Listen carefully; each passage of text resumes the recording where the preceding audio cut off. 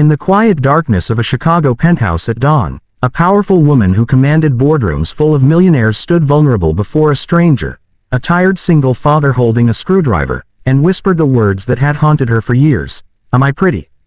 The question hung in the air like fragile glass, threatening to shatter everything both of them had carefully built to protect their hearts. What happened next would prove that sometimes, the most unexpected connections heal the deepest wounds. Chapter 1. The Midnight Emergency. Jake Harlan was no stranger to late-night calls. As a freelance IT specialist and single dad, sleep was a luxury he rarely afforded. But when his phone rang at 1:47 a.m. on a chilly December night in 2025, he knew this one was different. The voice on the other end belonged to Elena Voss. The Elena Voss, CEO of Voss Tech Industries, one of Chicago's fastest-growing tech empires. Her company developed cutting-edge AI software that powered everything from smart cities to medical diagnostics. She was on the cover of magazines, quoted in the Wall Street Journal, and rumored to be worth north of $2 billion. And her laptop had died hours before a make-or-break board presentation. "I'll pay whatever it takes," she said, her tone clipped and commanding. "I need it fixed tonight." Jake glanced at the cracked door of his daughter Lily's bedroom. The 8-year-old was curled under her favorite unicorn blanket, finally asleep after a nightmare about monsters under the bed. They lived in a modest 2-bedroom apartment in Logan Square, the kind of place where the heat sometimes stuttered and the walls were thin enough to hear the neighbors argue. Money was tight, always tight. His wife Sarah had passed 3 years ago from breast cancer, leaving him with medical bills, grief, and a little girl who still asked why mommy wasn't coming home. Freelance work kept them afloat, but barely. He called Mrs. Ramirez next door, the sweet widow who'd become family, and within minutes, she was sitting in his living room with a cup of tea, ready to watch Lily. By 2:30 a.m., Jake was riding the private elevator to the 68th floor of a gleaming skyscraper on Lakeshore Drive. The view of the frozen Lake Michigan was breathtaking, but he barely noticed. His toolbox felt heavier than usual, loaded with drives, cables, and hope. When the doors opened, Elena Voss was waiting. She was shorter than he expected, maybe 5 feet 6 inches, but carried herself like someone twice her height. Her dark hair was in a loose bun, strands escaping around her face. She wore a navy silk robe over pajamas, no makeup, and looked exhausted. "You're Harlan?" she asked, eyeing his faded Northwestern hoodie and worn jeans. "Yes, ma'am." "Jake, follow me." Her penthouse was stunning. Open concept, minimalist, with art that probably cost more than his annual income. Everything was perfect, except for the woman who lived there. She moved with tense precision, like someone perpetually braced for impact. The laptop sat on a glass desk in her home office overlooking the city lights. A blue screen mocked them both. "It crashed while I was editing a video for the presentation," she explained. "Everything's backed up to the cloud except some personal files. I need it all." Jake nodded professionally. "I'll start with diagnostics. Might take a few hours." She hesitated. "I'll be in the living room. Yell if you need anything." As she left, Jake got to work. The drive was corrupted. Bad sectors from a sudden power surge, maybe. He cloned it first, the safest way. Coffee appeared twice. Strong, black, in a mug that probably cost $100. Elena paced nearby, on calls in hushed tones, negotiating with investors across time zones. She was brilliant, sharp, intimidating. But Jake caught glimpses of something else. Loneliness in the way she stared out at the city alone. By 5 a.m., the clone was done. Files restored. The presentation folder was perfect. He breathed relief. But as he sorted recovered items, a hidden folder appeared. Private, EV only. The thumbnail preview showed a photo of Elena, younger, smiling shyly. He knew better. He really did. But exhaustion and curiosity won. One click. The folder opened to hundreds of images. Elena at galas, flawless in gowns. Elena alone in hotel rooms, makeup running from tears. Selfies taken in mirrors, deleted dating profiles, notes to herself, try smiling more. Maybe lose 5 pounds. Why do they always ghost? And then the photo that punched him in the gut. Elena in soft morning light, wearing a simple white sundress, hair down, no makeup. She looked directly at the camera with uncertain eyes.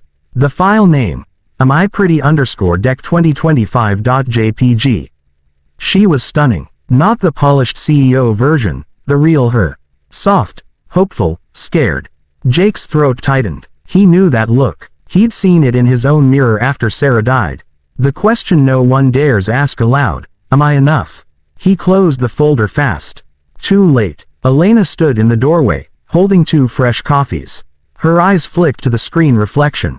What was that? The recovery pulled hidden files. I shouldn't have opened it. I'm sorry. Her face went pale. She set the coffees down with shaking hands. Open it again. He did, reluctantly. She scrolled slowly, lips pressed tight. When she reached the sundress photo, she stopped. For a long moment, silence. Then, so quietly he almost missed it. Am I pretty? Jake looked up. The powerful woman who'd built an empire from nothing stood before him like a child seeking approval. He didn't think about her money or status. He saw a person hurting. You're more than pretty, Ms. Voss, he said softly. You're beautiful, inside and out, from what I can tell. That photo, it shows someone real. Brave. The kind of beautiful that doesn't need filters or boardrooms. Her eyes filled with tears. She quickly blinked away. No one's ever said that to me, she whispered. Not honestly. Jake didn't know what to say. So he said nothing. Finally, she straightened. The laptop works. Perfectly. Presentation's ready. Good. She transferred the remaining payment. Another $2,500. Thank you, Mr. Harlan. Jake. Elena, she corrected, surprising them both. As he packed his tools, she lingered. Would you like breakfast? My chef comes at 6, but I can make eggs. He smiled tiredly. I should get home to my daughter. You have a daughter, Lily, 8 going on 18. Something softened in Elena's eyes. Maybe another time. Jake nodded, not expecting there to be one. But as the elevator doors closed, he couldn't shake the image of her in that sundress, or the vulnerability in her voice. Chapter 2. Worlds Apart. The next week passed in a blur for Jake. The money from Elena helped catch up on rent and buy Lily the winter coat she'd outgrown. He took her ice skating at Millennium Park, her laughter the best sound in the world. But he couldn't stop thinking about Elena Voss. He Googled her, carefully, feeling like a creep. Articles called her the Ice Queen of Tech. She'd started Voss Tech at 24 after dropping out of MIT. No family mentioned, no relationships, just work, philanthropy, and relentless ambition. She'd donated millions to women's STEM programs and cancer research, Sarah's cancer. That hit close. Meanwhile, Elena couldn't focus. That night haunted her. A stranger, a kind, handsome stranger with calloused hands and honest eyes, had seen her most private shame. And instead of judgment, he'd offered gentleness. She'd built walls high after a childhood of neglect. Her father left when she was 5. Her mother worked 3 jobs, always too tired for affection. Success became Elena's armor. If she was powerful enough, rich enough, no one could hurt her. But pretty, loved, she'd given up on that years ago. Men wanted her money or status. Women envied her. Friends were superficial. Dates ended when they realized she worked 80-hour weeks. The photo was from a rare day off. She'd bought the dress on impulse, taken the selfie, then deleted her dating apps again after 0 responses. And Jake Harlan had called her beautiful. She found his website easily, Harlan Tech Solutions. Reviews glowed. Saved my business. Kind and patient. Photos of him with clients, always smiling. One review mentioned, even fixed my kid's tablet for free when I couldn't afford it. Her assistant noticed her distraction. Everything okay, Ms. Voss? Fine, she snapped, then softened. Actually, could you find contact info for Jake Harlan, the IT guy from last week? By Friday, Elena had convinced herself it was professional. Her home network needed upgrading. She texted him. This is Elena Voss. Would you be available for a follow-up consultation? My home office could use security enhancements. His reply came quickly. Of course. When works for you? Saturday morning, 10 a.m. Perfect. See you then. She spent Friday night cleaning. Ridiculous, since she had a daily housekeeper, and choosing an outfit that was casual but flattering. Jeans and a cashmere sweater. Hair down. When Jake arrived, Lily was with him. I'm sorry, He apologized immediately. My sitter canceled last minute. She's well behaved, I promise. Lily peeked out shyly, clutching a stuffed unicorn. Elena's heart did something strange. Hello, Lily. I'm Elena. Hi, Lily whispered. Daddy said you have a big house with windows to the sky. Elena smiled. The first genuine one in weeks. Would you like to see? While Jake worked on routers and firewalls, Elena gave Lily a tour. The little girl oohed at the view, asked a million questions. Do you live here all alone? Yes. Don't you get lonely? The question from an 8-year-old pierced deeper than any boardroom negotiation. Sometimes, Elena admitted. Lily considered this. Daddy and I are alone too. But we have each other. Elena glanced at Jake across the room. He was watching them, expression unreadable. After setup, Jake tested everything. All secure. You're good. Lily tugged Elena's sleeve. Miss Elena, do you have cookies? Elena laughed. Actually laughed. I think we can find some. In the kitchen, Elena poured milk while Lily devoured chocolate chip cookies. Jake joined them. We should go. You've been more than generous with your time. Stay for lunch. Elena heard herself ask. I ordered Italian. They stayed. Conversation flowed easily. Jake talked about Lily's school play, his late wife Sarah, a teacher who'd loved literature. Elena shared about starting Voss Tech from her dorm room. Lily fell asleep on the couch mid-movie. Jake carried her gently. Thank you for today. She doesn't get to be around many women like you. Strong, kind. Elena's cheeks warmed. As they left, she touched his arm. Jake. About the other night. Thank you for your honesty. He met her eyes. Anytime. Elena. Chapter 3. Cracks in the armor. Over the next months, their worlds slowly collided. It started professionally. Voss Tech hired Jake for small contracts. Then came invitations. Come to Lily's school play. Join us for Thanksgiving. Mrs. Ramirez makes amazing tamales. Elena accepted every one. She'd never celebrated holidays properly. Her mother passed when she was in college. Success filled the void, but not really. With Jake and Lily, she experienced family. Lily called her Miss Lena and drew her pictures. Jake taught her to ice skate, held her hand when she fell. Elena discovered she loved bedtime stories, reading to Lily about brave princesses who built kingdoms. And Jake saw her, not the CEO. Her, late nights talking on her balcony. Her fears of failure, his grief over Sarah. I loved her so much, he admitted one night. But loving again feels like betrayal.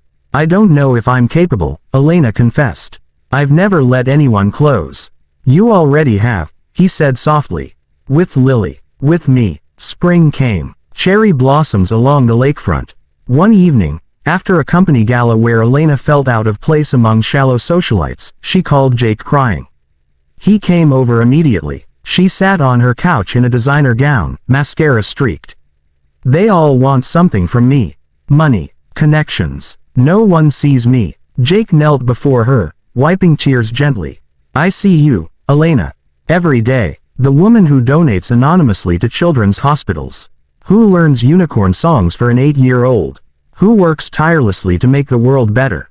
He took her hand. You're the most beautiful person I know. Not because of dresses or titles. Because of your heart. Then he kissed her. Soft, tentative. She kissed back, years of loneliness pouring out. Chapter 4. Challenges and storms. But love isn't a fairy tale. Challenges came fast. The media caught wind of their relationship. Ice Queen Voss dating blue-collar single dad. Tabloids speculated. Gold digger. PR stunt. Board members questioned her focus. Stock dipped slightly. An ex-investor spread rumors Jake was using her. Worst was Elena's own doubt. One night, after a brutal day, she pushed him away. This won't work, Jake. We're too different. You'll resent my hours. Lily needs stability. He stood firm. I love you, Elena. All of you. The 80-hour weeks, the empire, the woman who asks if she's pretty in the dark. Lily got sick. Strep throat turned serious. Hospital stay. Elena canceled a crucial Asia trip, stayed by her bed reading stories. Jake watched her with wonder. You didn't have to do this. I wanted to. She's my family now too. When Lily recovered, she asked Elena, will you be my mommy someday? Tears streamed down Elena's face. I'd be honored, sweetheart. Chapter 5. The Proposal. Summer brought healing. Jake planned carefully. He took Elena to the same spot where he'd taken Sarah years ago, Navy Pier at sunset. Lily carried flowers. As fireworks lit the sky for the 4th of July, Jake knelt. Elena Voss, you came into our lives when we needed beauty most. You taught me love isn't limited, it's infinite. Will you marry me, be Lily's mom, build a life with us? Elena sobbed happy tears. Yes, 1,000 times yes. She pulled out her own box, a simple band with a diamond. And will you marry me, Jake Harlan? Let me love you both forever. He laughed through tears. Yes. Lily jumped between them. Group hug. Epilogue. Beauty redefined. A year later, their wedding was small. Beach in Michigan, just close friends, Mrs. Ramirez, Lily flower girl. Elena wore the white sundress from the photo. Jake whispered as they danced, you asked once if you were pretty. She smiled up at him. And now, you're everything. My wife, Lily's mom, my partner, the most beautiful woman in every way. They built a beautiful life, blending worlds. Elena scaled back slightly, delegated more, started a foundation for single parents in tech. Jake expanded his business with Voss Tech support, but always home for dinner. Lily thrived with 2 parents who adored her. And on quiet nights, Elena no longer needed to ask. She knew. Because real beauty isn't in photos or mirrors. It's in being seen, truly seen, and loved anyway. It's in choosing vulnerability over armor. It's in accidental glimpses that become lifelong love.